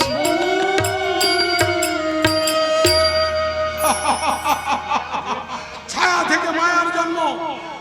মায়া আজ কায়া ধারণ করে দশভুজা মহামাত্যা ব্রাহ্মণী আর কমলার মতো আমার যাওয়ার পথ বন্ধ করে দিয়েছে। হাই স্যার, এখন আমি কি করব? বাবা আপনি আপনি সমাহিত হন বাবা। আপনার শত তীর্থ স্পর্শ করা এই চরণ দুটি আমি এবার আঁচল দিয়ে মুছে দিলাম বাবা। আর আপনার বাইরে যাওয়া চলবে না, আর আপনি সংসার ছেড়ে কোথাও যেতে পারবেন না। তুই এত কথা থেকে শিখলি বৌমা? মায়ের কাছে। বৌমা, যান বাবা, আপনি গিয়ে আহ্নিক করতে বসুন, আমি সব জোগাড় করে দিয়ে এসেছি। একটা কাজ করতে পারবি মা? কি কাজ বাবা? এই কুমণ্ডলীর জলটা ফেলে দিয়ে ভাস্কর আর তোর চোখের জলে এই কুমণ্ডলীটা ভরিয়ে দিতে পারবি? বাবা আমি গঙ্গা জলের পরিবর্তে তোদের চোখের জলে আহ্নিক করব। আহ্নিক করব। বাবা বাবা মা, আপনি তো কোনোদিন বাবার চোখের জল দেখেননি বাবা। আচ্ছা একটা বাড়ির সংসারে ফিরে এসে আপনি বাবার কান্নাটা দেখতে চান মা? আপনি বাবার কান্নাটা গঙ্গা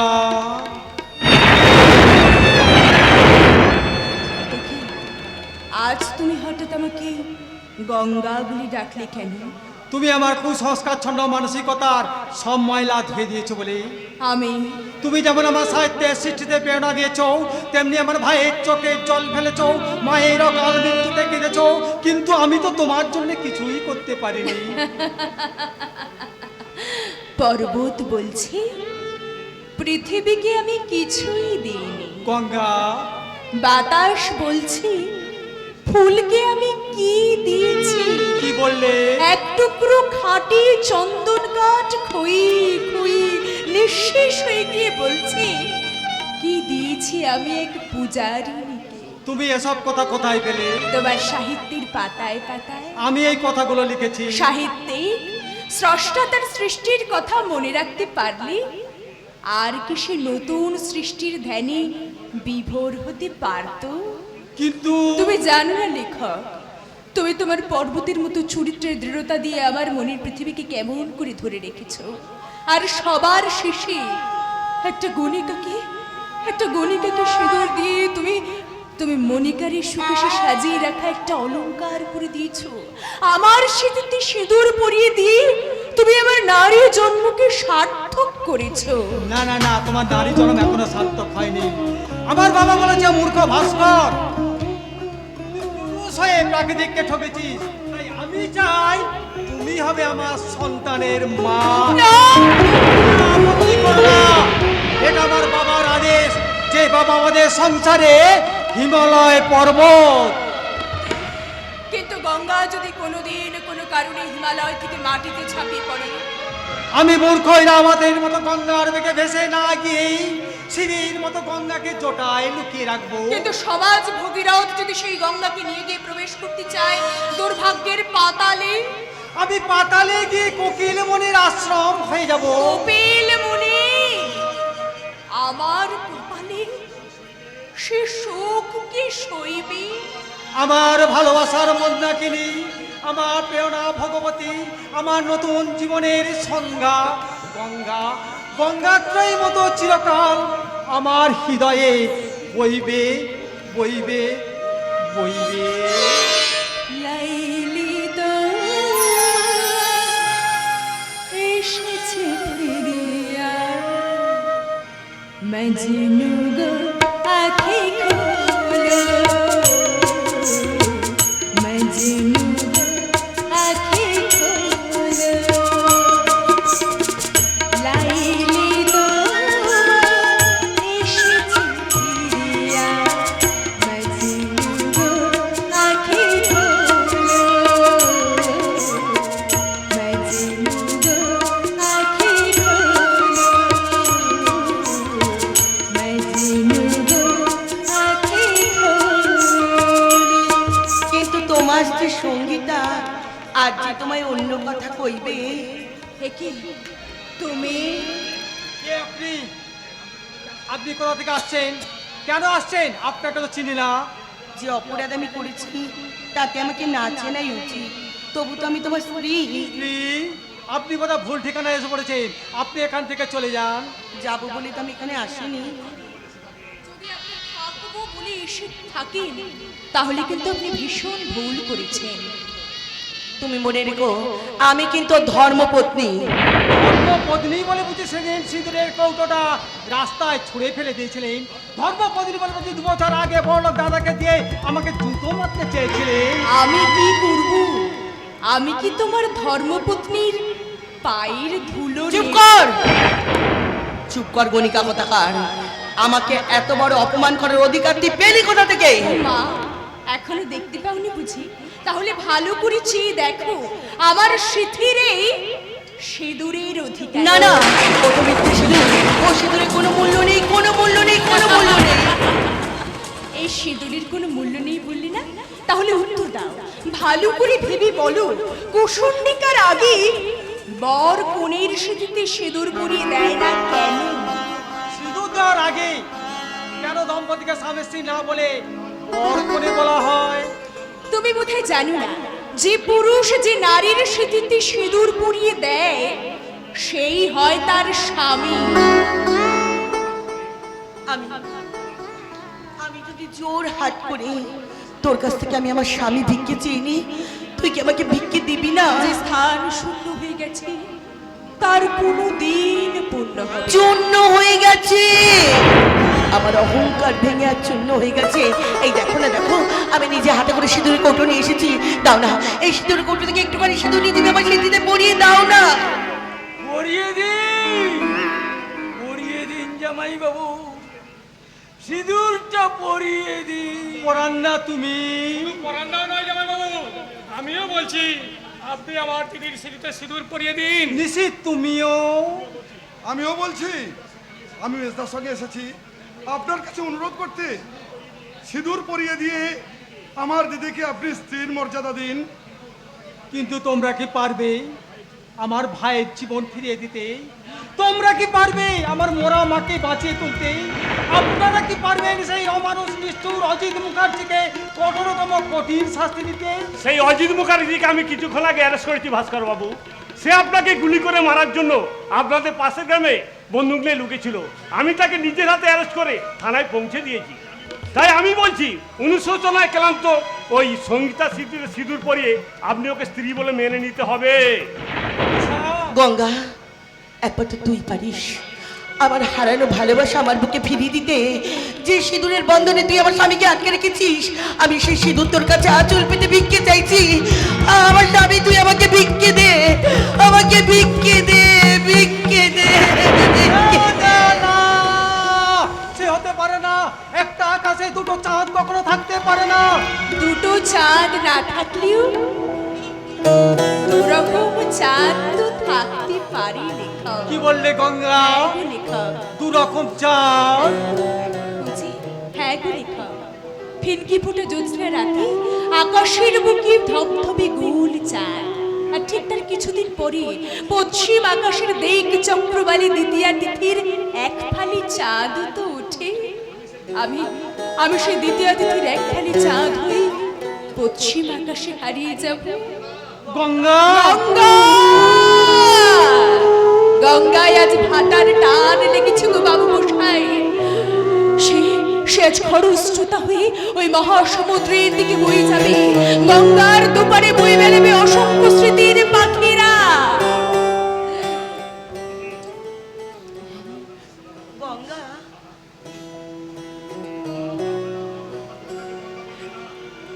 আমার না না, আপনারা গঙ্গাকে ওরম ভাবে বলবে না। গঙ্গা আমি আমার জীবন থেকে হারাতে পারবো না। গঙ্গা আমার প্রিয় না।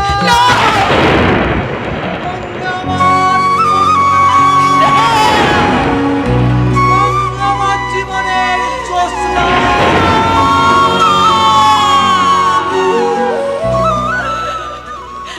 বলো না, বলো না।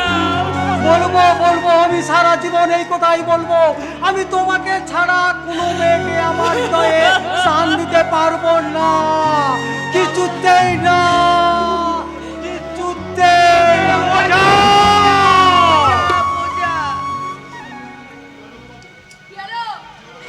কি হলো গো বাবু? হ্যাঁ, বলে দেয়া লাগালে চলবে? সালা বাবুর কাছে অনেকগুলো মাসের অনেক টাকা জমা পড়ে আছে। এই যে আমি সালা বাবু বেশি দিন ধারে কারবার করি না। ইস মেঘমে ধার করা ভাতারের সোহাগ দেখে আর বাঁচি না। আমি চাই না,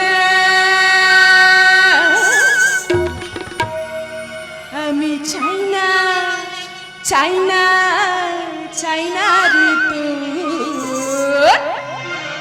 ওজন করা ভালোবাসা। আমি চাই না, চাই না, চাই না রে তোর ওজন করা ভালোবাসা, ওজন করা ভালোবাসা, ওজন করা ভালোবাসা।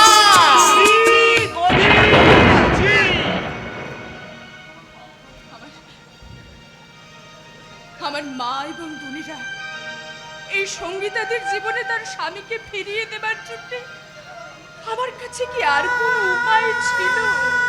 বলুন না, আপনারা আমাকে বলুন না, আপনারা আমাকে বলে দিন না।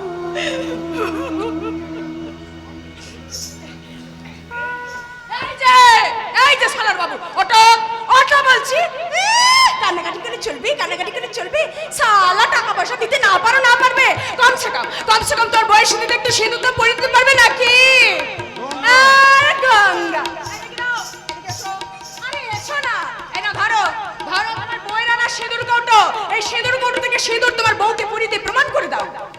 সিঁদুর পরিয়ে না দেওয়া পর্যন্ত কোন পুরুষের কোন মেয়ের স্বামী হতে পারে না। এবার আমি যা, তোমরা সুখ নিয়ে যাও, তোমরা শান্তি নিয়ে যাও। আর আমি তোমাদের ব্যথা বেদনা যন্ত্রণা বুকে নিয়ে বয়ে যাই, বয়ে যাই, বয়ে যাই।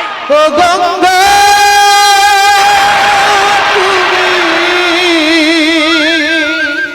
ও গঙ্গা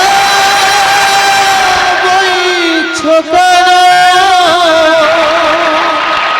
বিস্তীর্ণ দেবরে অসংখ্য মানুষের হাহাকার শুনেও নিঃশব্দে নীরবে ও গঙ্গা তুমি ও গঙ্গা বইছো কেন বিস্তীর্ণ দেবরে অসংখ্য মানুষের হাহাকার শুনেও নিঃশব্দে